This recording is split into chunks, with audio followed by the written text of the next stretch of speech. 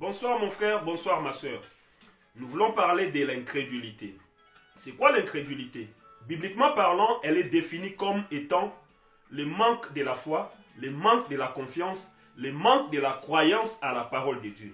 Donc toi qui n'as pas de confiance, de la foi, de la croyance à la parole de Dieu, tu n'es qu'un incrédule.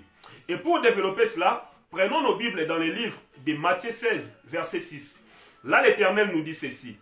Gardez-vous des levains des pharisiens. Pourquoi il parlera des levains des pharisiens? Il voulait tout simplement nous faire voir, il faut qu'on se méfie des enseignements des pharisiens. Mais qui sont ces pharisiens en question? Les pharisiens sont des gens qui connaissaient bien la parole de Dieu dans la Bible.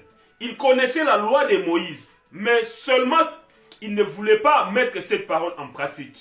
Donc c'était des incrédules.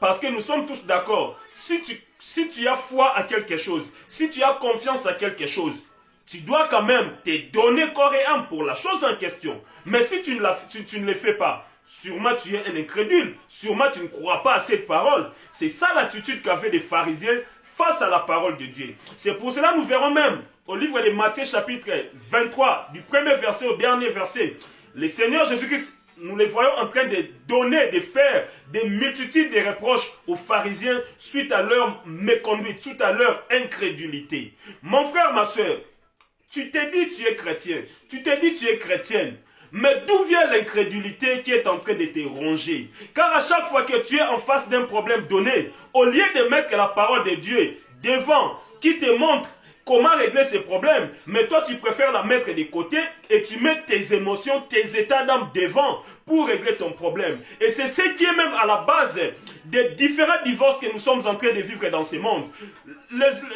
Si cela ne peut dépendre que de notre Dieu, aucun divorce n'aurait été compté dans ce monde.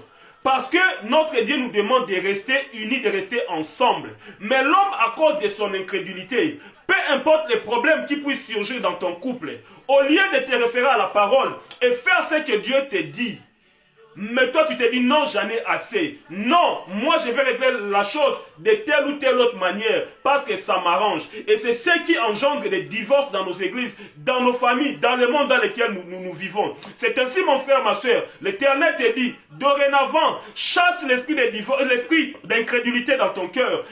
Aie confiance en Dieu. Aie confiance et la foi en la parole de Dieu. Car seulement avec la foi en Dieu que tu pourras régler tes problèmes conformément à la parole de Dieu. Sois béni mon frère, sois béni ma soeur. Toi qui continues à demeurer dans l'incrédulité, l'Éternel te demande de te repentir. Au nom de Jésus, sois béni,